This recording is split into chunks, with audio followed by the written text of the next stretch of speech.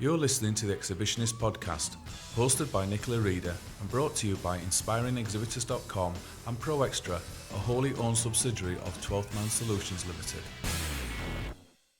I'm your host, Nicola Reader, and as always, we are delighted to have you joining us, so thank you so much for your support. We are recording this on a very snowy day up in the northeast of England. It's the kind of day where I'm thinking I should be lying on a sofa, eating chocolate and watching Christmas movies. So hopefully you haven't had too disrupted a journey to work this morning. And if you're exhibitioning anywhere, I hope you got there safely. So shortly in today's episode, we'll be handing over to a conversation we had with Lee Alley of Expo Stars, who we share an awful lot in common with. But before we get to that conversation, we wanted to share with you the launch of a new initiative from Pro Extra this week, which we are really excited about. And that's Exhibitions 2025, which is a global survey we are conducting in conjunction with the UK Centre for Event Management, which is based at Leeds Beckett University. Now, you might be sitting there thinking, oh my God, another survey in the exhibitions industry. And there is a lot of research out there, and it's brilliant.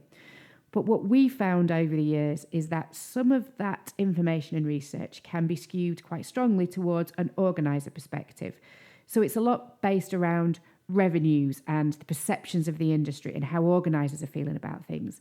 And as you'll know from us at Pro Extra, we're all about helping exhibitors and inspiring exhibitors to be able to get a better return.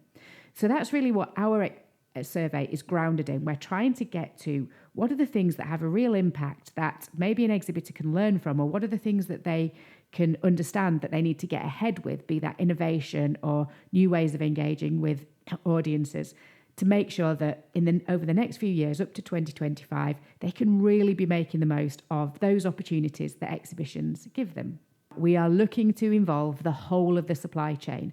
So whether you are an organiser, a supplier, a venue, a visitor, a stand designer, and even an exhibitor, you can all absolutely be involved in this. You've all got lots of value that you can add from being at the forefront of exhibitions over the years that will bring real clarity and an understanding and a different perspective to help exhibitors do exhibitions better.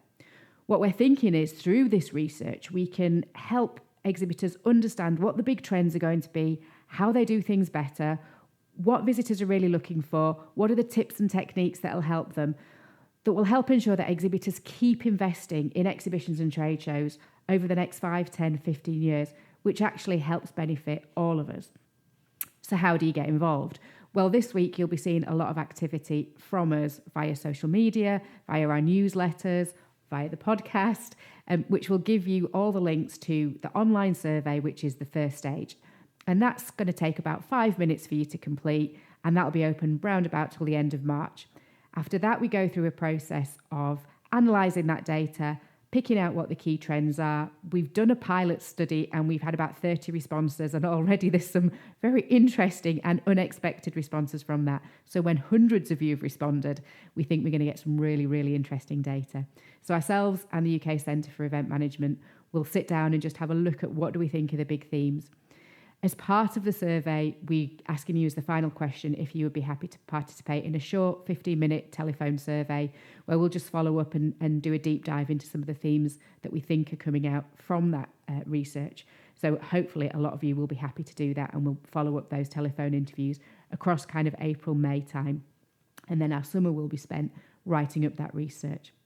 The culmination of that will be a number of different ways. So we are currently working with Leeds Beckett and with the Centre for Event Management to look at the speaker platforms, so lots of industry conferences that we can share some of these results to. And the research that we share there might be more appropriate for the organiser audience, perhaps if that's the event we're going to be at. And we'll be releasing a series of white papers for exhibitors, for suppliers, based on the research and the findings, to help share that really valuable 360 insight we've got from right across the industry. So it's a really exciting time. Obviously, it all depends on your participation and being really honest. The questions you might think are quite similar to some you might see in other surveys and other questionnaires that you fill out. But what we're asking is really think about it from an exhibitor's perspective. How do we help them demonstrate that they're getting a better return on the events that they're investing in? to help unlock that budget and unlock that investment for many years to come. So if you don't see any of our links and you want to get involved, please do just get in touch with us and we will send you the online survey and get involved. Please spread it far and wide to as many people in your own organisation as you possibly can and encourage them to get involved. And we can't wait to hear from you. So thank you for getting involved in anticipation on that one. So over to our conversation with Lee Alley, who I mentioned is the founder and MD of Expo Stars, a consultancy that's very similar to our own, where we are helping exhibitors to drive a better ROI from their events, whether that be through training or consultancy, or even providing staff for events. But we are talking to Lee specifically in this conversation about how to identify and target your key audience at an event. So over to Lee. So on this week's episode of the Exhibitionist Podcast, we are excited to be speaking to Lee Alley, who is the founder and MD of Expo Stars over in Manchester. So welcome to the show. Thank you, Nicola. Thank you for having me. Very welcome. Glad to have you here. Just before we get into chatting today, Lee, just talk to us a little bit about your business and how you've developed your business and what are the main services you now offer for your clients. Sure. Well, I founded Expo Stars 12 years ago after a visit to an exhibition in Chicago. And it was one of those moments where you have a light bulb moment and you think, why didn't I think of this before? And it was so obvious. So I was working for a software company. We were at an exhibition in Chicago at Navy Pier. I remember it very well. And we took the exhibition stand at the last minute, and we were stuck at the back of the hall. And of course, as you know, if you're stuck at the back of the hall, traffic is minimal. So I decided to take a walk around the exhibition. And it just transpired that obviously there was not a lot of engagement. All the people were behind their tables waiting for people to come to them. And then there was this one stand that really stood out. What they were doing was really engaging with everyone, taking the step out, saying hello, and trying to get to know all of the attendees. And I got approached, and within 6 minutes, they knew who I was, what I was doing at the show, what my challenges were with the CRM software, and they actually demonstrated all the key benefits that were appropriate to me. And I thought, what a wonderful way to engage people. They have a clear process, and they're actually making a real go of this. And having been in sales and marketing for most of my life since I was 20, I thought, what a brilliant idea. And I really got the concept, and I came back to the UK and I thought, this looks like a great idea. And at the same time, my contract with the software company had come to an end, and I was scratching around with what to do. And I thought, why not? I knew some presenters of a television production stint I had, and I thought, let's give this a go. And Expo Stars was born. So the idea was to help exhibitors to engage face-to-face with their target audience effectively, and to help them generate qualified sales leads. And then I got my first project within 2 weeks of starting the company. And we haven't looked back since. So since then, over the last 12 years, up to now, we've done over 3,000 projects in over 100 cities in 53 countries at the last count, I think. So these days, what we do is we focus on helping exhibitors with their exhibition strategy, helping them to engage with their target audience. We provide specialist booth professionals like presenters, engagers, booth staff to help them execute that engagement. And then obviously we help them with measuring how well they've done or how badly they've done. Obviously, if they're using us, then they won't have done badly at all. So yeah, that's what we do. And we work with all the stakeholders in the exhibition industry. So we support exhibit houses with their projects. We work with exhibitors directly. We work with consultants. And what we try to do is add value to that exhibition process by looking at that journey and making sure that there is a lot of proactive engagement in that process.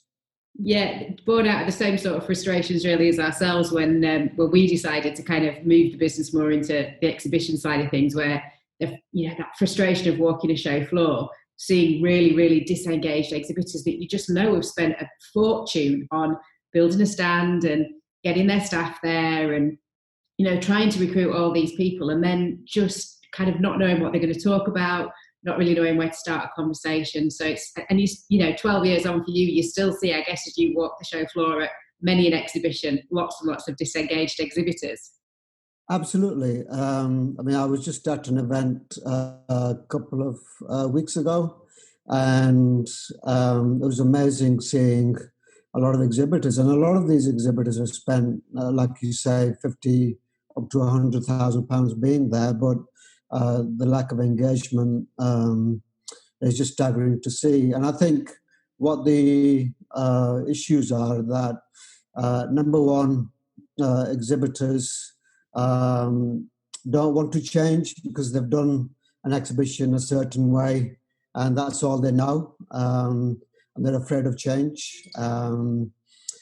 So they leave it at that. And then the second thing is the mentality of let's build it and they will come. Yeah.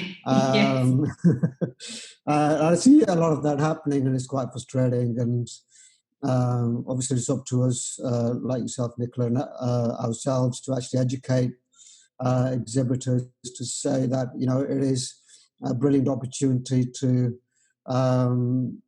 get in front of your target audience and really promote your business and, inform the marketplace of, how good you are.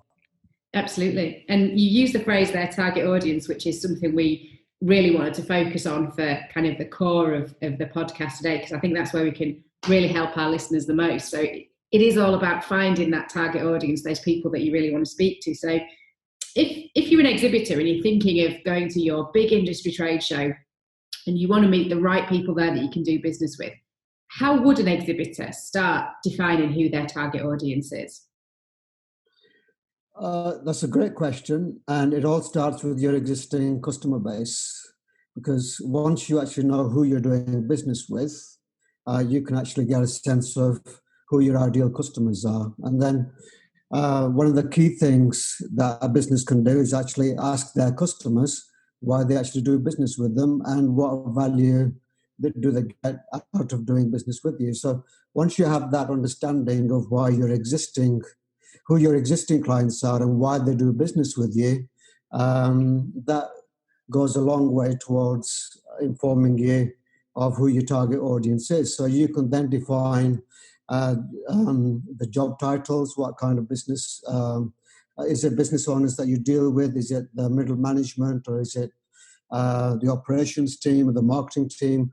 So you can actually define the job roles that you normally deal with on a day-to-day basis. You can get a sense of how you actually can help them as well. I think one of the biggest challenges that exhibitors face is that they're so busy promoting their products and services that they don't realize what the actual end client is actually looking for in terms of how they can actually help them solve their problems. And I think once you've actually defined the job role, so in the digital marketing world, you'll see a lot of companies building personas. So they will look at, how they think, their age groups, what their hobbies are, what their interests are. And similarly, on a face-to-face level, once you understand who your target audience is and who you're doing business with, you can arm yourself with that information. And then the next step is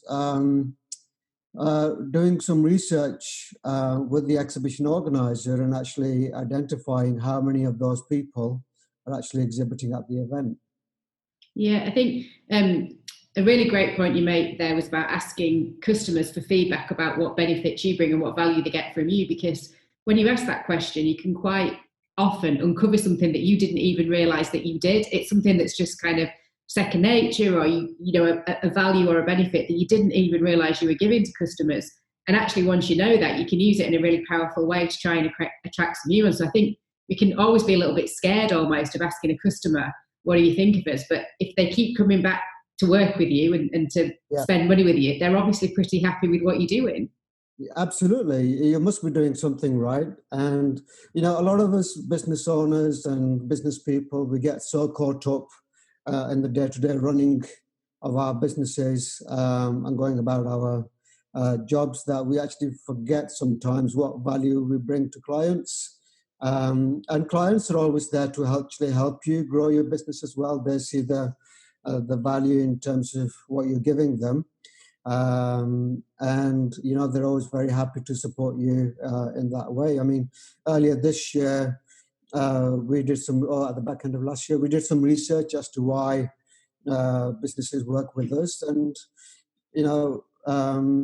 one of the core things that we found out was that we take the headache away of, planning and finding the right people for the booth, because we actually do all that for them, and they don't actually have to worry about doing personality checks or things like that. So small things like that can actually make a huge difference. It's always very, very important to ask your customers.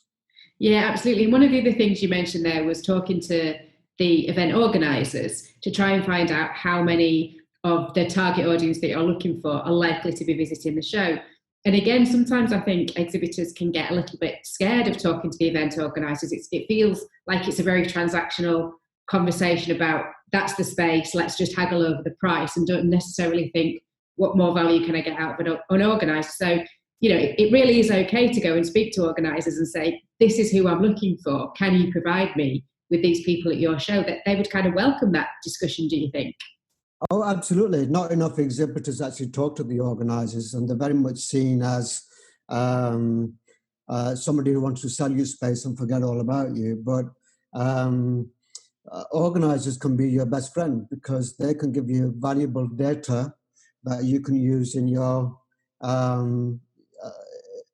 exhibition booth, in your process, in your exhibiting process. So, it's very much a partnership, because if you do well at the show, then the organizer will have a happy client, and you'll come back and you'll exhibit again. So it's in their best interest to support you as well. So I would always encourage exhibitors to, when they engage with the organizer, to ask a lot of questions about their target audience, and then you can actually segment, how you're going to actually approach the different types of people as well.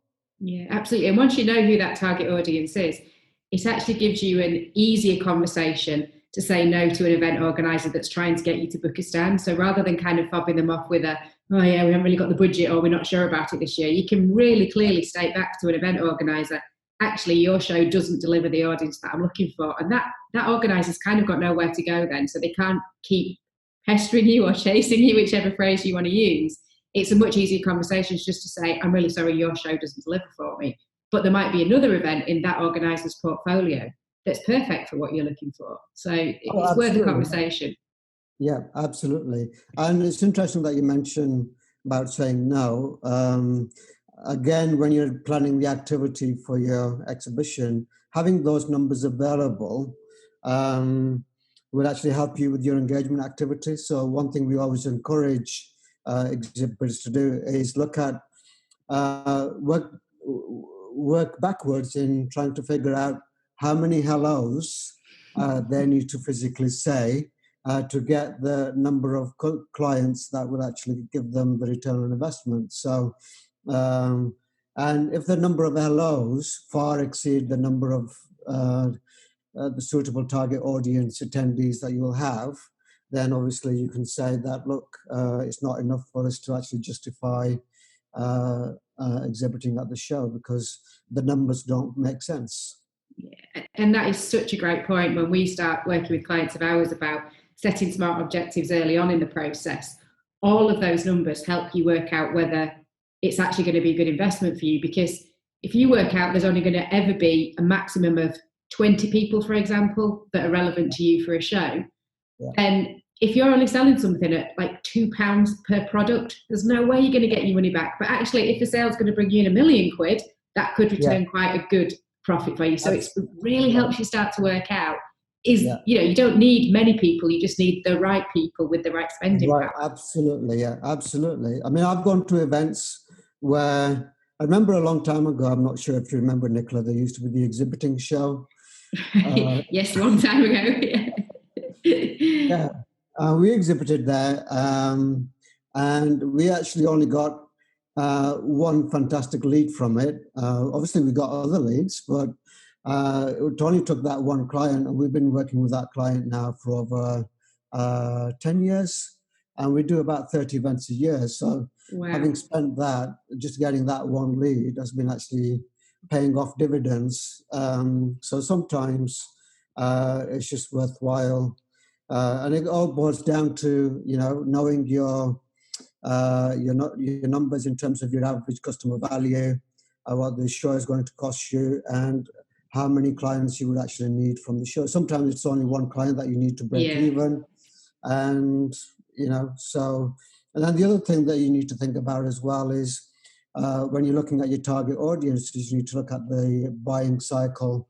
How long will it take for that customer, for that prospect to actually buy from you? Because a lot of exhibitors have long sales cycles. So we work with clients with sales cycles of anything between 2 weeks up to 3 years. Mm-hmm. So knowing when you will actually get that money back is quite important too, because it's quite easy to dismiss a show and say, oh, you didn't get any business, when you could actually close a piece of business from the same show in 2 years' time. So you need to know those timescales as well.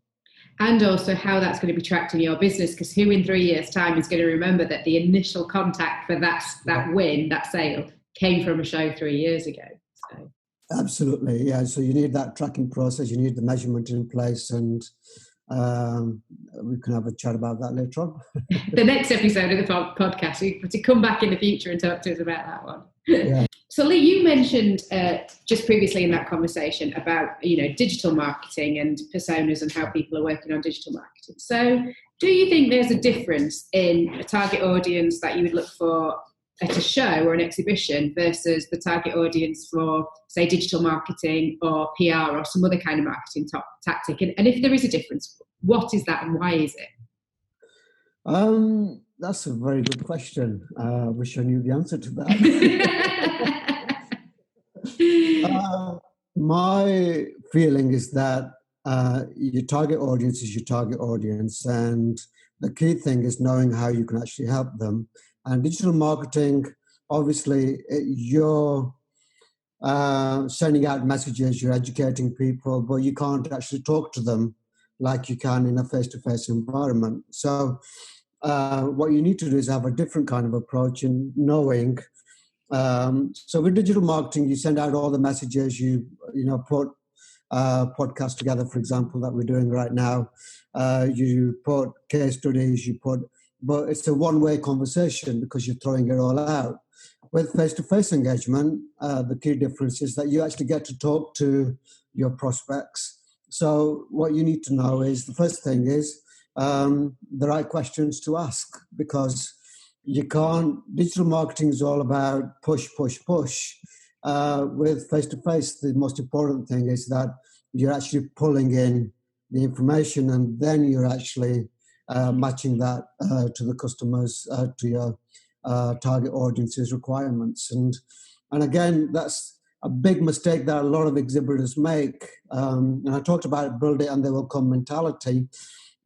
The key thing that we try to focus on with our exhibitors is that, for the first few minutes, they shouldn't even talk about themselves, and actually get to know who that person is in front of you, so that you can actually provide a personalized message to them. So,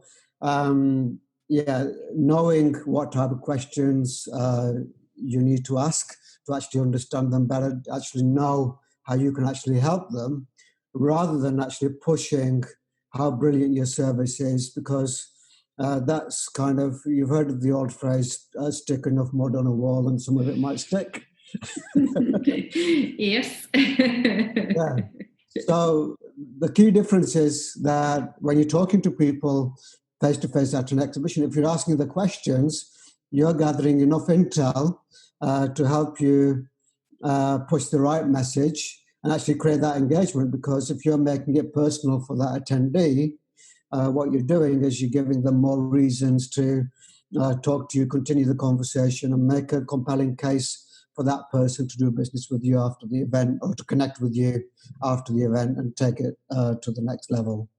Yeah, so definitely what you're saying there is target audience stays the same largely. Yeah. It's consistent regardless of which marketing tactic you're using. The way you engage and converse with them is very different. And, we would agree with you wholeheartedly on that one. And, it's definitely about trying to understand their needs and their problems before you start to go in with the old hard sell Hank technique of pushing your product on somebody. So I just wanted to ask your advice on this one for our listeners. So the one thing that really winds me up at exhibitions is when you walk onto a stand and you can see somebody who's working on that booth that's clearly giving you the old glance of your badge to see if you're important enough to talk to. And there's nothing more off-putting than them thinking, I've already ruled you out because you're not a director of the company that I'm looking for. And they've already dismissed you. You feel really downhearted then and don't really want to carry on the conversation. So what are some great questions that exhibitors can ask very early on to open up that conversation and start getting that evidence that that visitor is somebody that is within their target audience and therefore worth them spending some time with? What's your best opening lines? Okay. The best opening line, first of all, is what brings you to the show? Okay. And that gets them talking, so that shows you why they're there at the show. Are they collecting information? Are they there to learn something? And then obviously get to know them a bit personally, or you can say to them, what great things have you picked up on this show? Have you picked up any new tips or new ways of working, or what cool technology have you seen? So just to get an understanding of whether they are really there for the right reasons, okay, at the event. And then ask them about their job in terms of what do they do, one of the best questions that an exhibitor can ask is, what current challenges are you facing in your job role? Yeah, and that will open up a whole conversation and actually give you all the clues that you want, whether that person is worth carrying on the conversation with or not. Because if you know what their challenges are and you've got the right solutions to overcome those challenges, then that conversation will be a lot more compelling.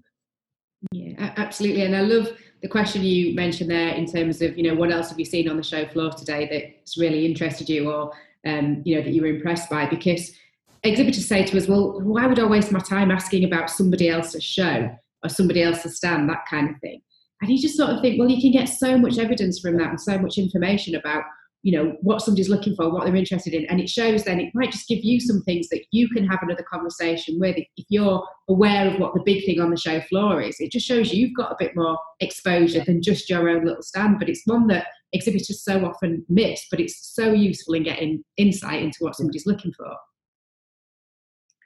Yeah, absolutely. Yeah. I mean, as you know, Nicola, industries are always very insular, and they love helping each other out, from my own perspective anyway, because if you're in an industry and everybody's together in that industry, they want to make sure that they, as an industry, support everyone to be better. So if you're asking those type of questions, not only does it give you more credibility, and it doesn't make you look like a salesperson that's trying to sell them something, it actually puts you as a person who's very knowledgeable about the industry, and you can also learn about the trends and what's kind of important to that person in front of you, because if they're talking passionately about something that they've actually seen at another stand, then you know that you can actually relate to that kind of topic and hopefully get them interested in terms of how you can actually support them or help them. Even with the other product, you can actually maybe create value-add services around that product if they're interested in buying what they've seen somewhere else. Yeah, absolutely. Absolutely. And I'm just going to apologise to our listeners at the moment if you're getting any squeaks picking up from Lee on his line at all. We are in the middle, recording this in the middle of Storm Dennis, so apologies. He's on the top of a hill somewhere in Manchester, so there's lots of hail and wind, and we've got rain beating down in our windowed office, so apologies if you're picking up a few squeaks and squawks from us at the moment, but blame climate change, I think. But that's definitely a topic for another podcast. So the killer point, Lee, we've talked about how you can recognise your target audience, how you engage with them, how you can invest time in them to get useful information.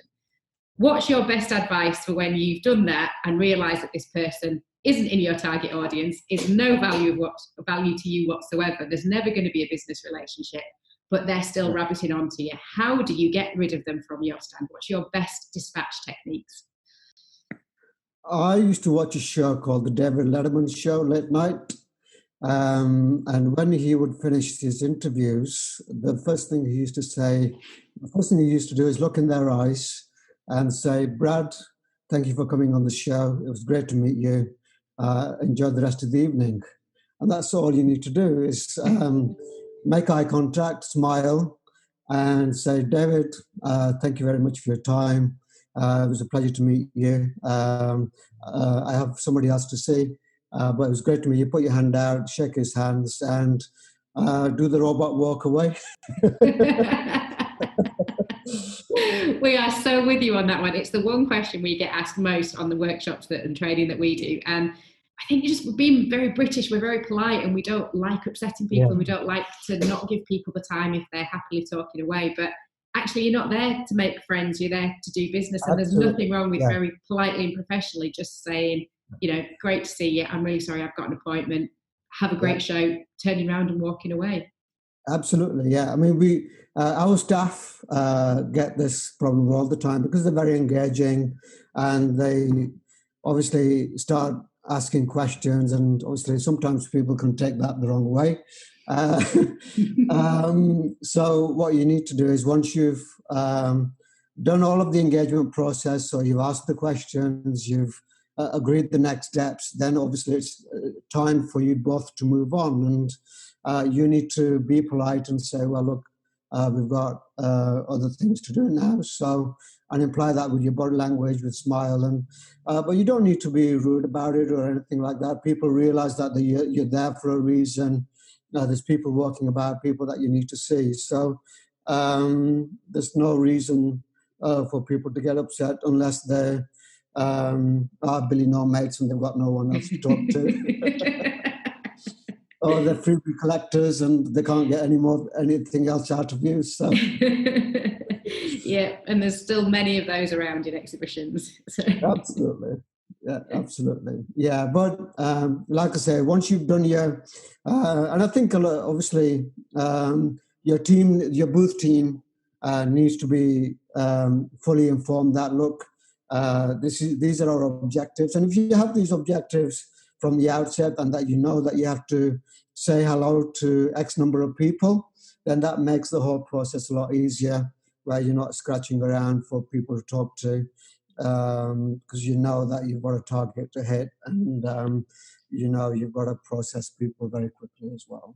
Yeah, absolutely.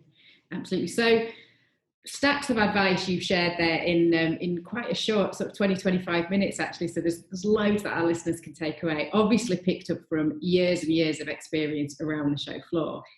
Is there any show in the world anywhere that you've not yet visited that you think, God, I'd love to go to that one, or have you done everything that you want to do? I've pretty much done everything. So I've been to food shows, I've been tech shows, I've been aviation shows, I've been to construction shows. So pretty much every industry. I think the one show that I love with a passion is CES, but it always comes at the beginning of January. and it's always the wrong time to travel.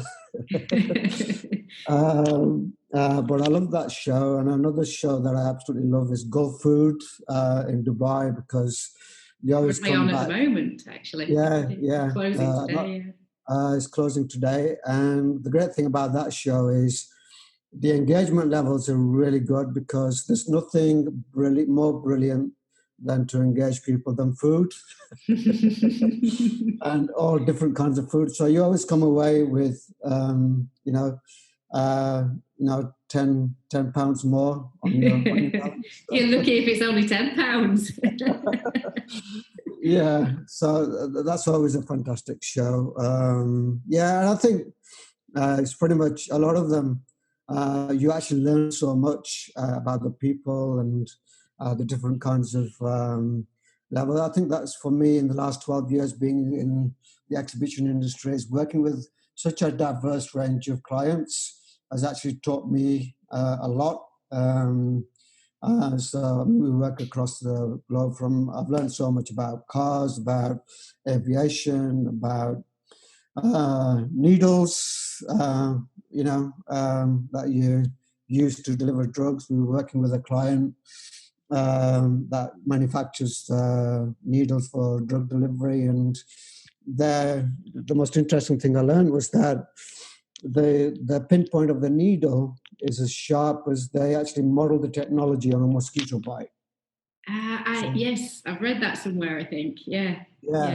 So that was, and it's an amazing client of ours, because they love the engagement process, and we always do something different every year as well.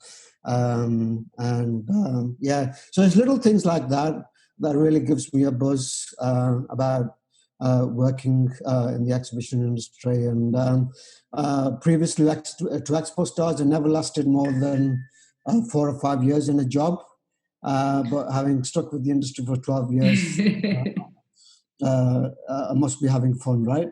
Absolutely. And I think you're absolutely right about the variety, being kind of consultants or trainers, support companies as we are to the exhibition industry. Just today we've been working on the emergency services show, so looking at disasters and recovery and rescue, and then we've hopped over to the W exhibition, doing some work for them on a programme that's looking at joinery and furniture making and cabinetry, and then we've got the UK food shows coming up in a few weeks, and we've got a client going out to Germany that works on gear systems. So it is just that continual process of jumping from project to project and thinking, I didn't realise people had jobs like this. I didn't realise somebody actually made that stuff. It is just a fantastic industry to just learn about how big the world actually is. Oh, absolutely. No 2 days are the same. So yes, every day. The great thing about it is we work on an international level. So it's not only just about the industries, but it's also about the cultures and how different people, how they do business, and getting to learn about their mindsets and things like that. And it's just a brilliant way to learn about everything. And I wake up every morning, and it's some people try to fake it till they make it, but with us we don't need to do that. Yeah, I'm so with you on that one. But one thing I just wanted to pick up with you on before we finish today is you mentioned the kind of international context that we work in exhibitions, and obviously at the moment there's a lot of concern about the coronavirus, its impact on exhibitions, and I think I'd heard you mention earlier in the week that it's had an impact on some of your clients. So how are you finding things in the industry with coronavirus at the moment, and how are people responding to it?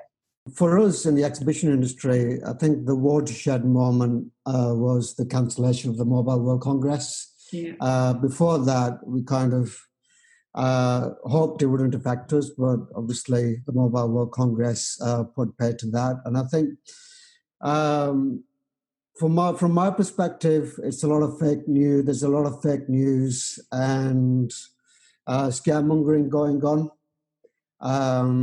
And I have some conspiracy theories which I won't go into.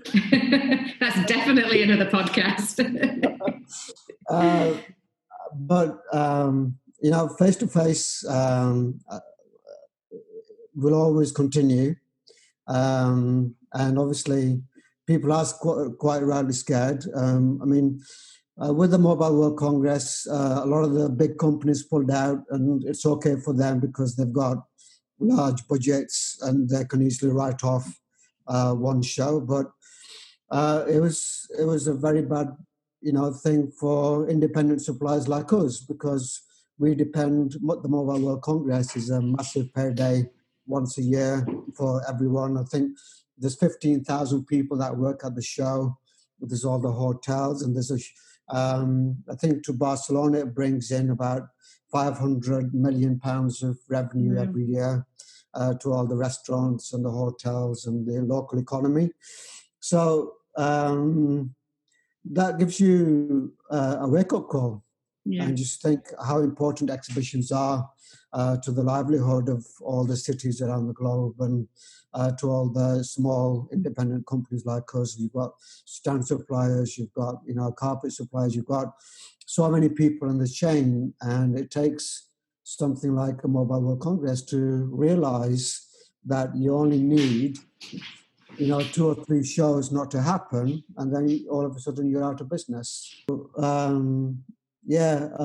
So we're looking at the situation very closely, because we work on an international level, and we've already been affected with clients not going overseas. And there was a statement out from UFI actually supporting, saying, look, show organisers will do everything in their power to ensure the cleanliness and and having read the statistics just on Monday that coronavirus only affects the weak and the frail, I think that's where the scaremongering has really got out of hand. And the seasonal flu actually kills more people. Yeah.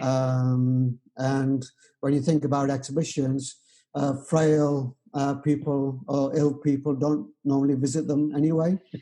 Yeah, absolutely. We haven't got many 80-year-olds walking around exhibition halls. Although if you're an 80-year-old that loves exhibitions, then please come on the show and talk to us. Absolutely, yeah. So I'm glad that the industry is coming to its sense, and I was very happy to see that shows like Go Food and Euroshop in Germany, they're 2 massive shows, and they've carried on as per normal. So there is light at the end of the tunnel, but obviously we have to keep our eye on the news, and fingers crossed it doesn't affect us anymore. Yeah, absolutely. And our thoughts to with anybody who was affected by the cancellation of Mobile World Congress or who is impacted by coronavirus. But I think the overwhelming message is be sensible, stick to the plan, almost carry on as normal. All the things that you would normally do, like sneezing into a handkerchief and washing your hands and all that kind of stuff, just keep doing it, and we'll probably all be okay. Absolutely. And the key thing is obviously is to look at your business as well, and keep on doing the things that you're doing, because it will pick up again. And yes, it's bad times, but we survived the great big recession of 2007, 2008. We've survived the financial crises, the banking crises, and all of that. So if businesses can actually survive that, then we can survive this as well. Yeah, and it goes right back to that point we were talking about earlier on, in terms of knowing why your customers value you and what benefit you bring, and just keep reminding people of that. Yeah, absolutely. And your business will be fine. So. Absolutely, yeah. And that's the key thing. And we internally had a discussion last week, because we were discussing what the implications are if more shows cancelled. And, we came to the conclusion that let's continue as per normal. And just be positive and stick with the business model that we have, and just be positive. And luckily enough, this week, well, guess what, business is now back to normal, and people are realizing that business, let's carry on. Yeah, absolutely. Brilliant. Well, it has been fantastic chatting to you this afternoon. Thank you so much, Lee, for your time. If people want to get hold of you, where can they find you? They can find us on all over social media. So if they type in Expo Stars, they probably know of us already, I think. Who doesn't know of Expo Stars? Absolutely. And then also on our website, www.expostars.com. And they can reach me on LinkedIn. Just type in Expo Stars and my profile will come up as well. And if anyone wants further advice about target audiences or about anything psychological or even... anything psychological? That's one big offer you've just made there. Should we quantify that with anything psychological relating to filtering visitors? Yeah, trade show engagement. Yeah, that clarifies that. Please do not get in touch with Lee with all your psychological problems. But having said that, I am a business coach and a mentor as well. So if any small business owners want to reach out and get some advice about growing their business, then I'm always open to those conversations. Fantastic. Well, thank you so much for your time today. Really enjoyed speaking to you, and good luck with everything for the future. Thank you very much, Nicola. It was a pleasure. That was actually the second recording we did of that podcast, because on the first one, we talked for about an hour and 20 minutes and covered every single topic going in the exhibition landscape, and kind of thought, this is probably a bit confusing for our listeners, so let's just go back and focus on one thing. But it's great to speak to people who have so much in common with us in terms of our values and what we're trying to achieve. So thank you, Lee, for your time. We really appreciate it. So that's it for this episode of the Exhibitionist Podcast. Thank you once again for listening. We know some people are heading down to International Confex this week, which is moving to Excel. So if you're down there, have an amazing show. It is a key highlight in the industry calendar. Unfortunately, we can't make it due to some prior commitments with client work. But if you are there, have a brilliant time. However, we will be at XL next week at HRC, Hotel Restaurant Catering, with a number of clients doing some mystery visits and having a look around stands. So if you're going to be at HRC and fancy a coffee, why not give us a shout? We would love to meet you and see what has caught your eye on the show floor. As I alluded to at the top of the show, we will be sending those links out to the Exhibitions 2025 survey from today, and it'll be all over social media. So please do get involved and give us your views on that. And as always, you can get in touch with us via the website www.inspiringexhibitors.com, where you can find all of our services, but also pick up a copy of the Exhibitionist book and Project Manager Journal now that is back in stock. So we'll be back in 2 weeks with another episode. Have a fantastic couple of weeks in the meantime, and happy exhibitioning. Hop over now to inspiringexhibitors.com to subscribe to our newsletters, blogs and future podcasts, keeping you up to date with industry insight. While there, you can also find out more about The Exhibitionist, inspiring trade show excellence. Once again, thank you for listening.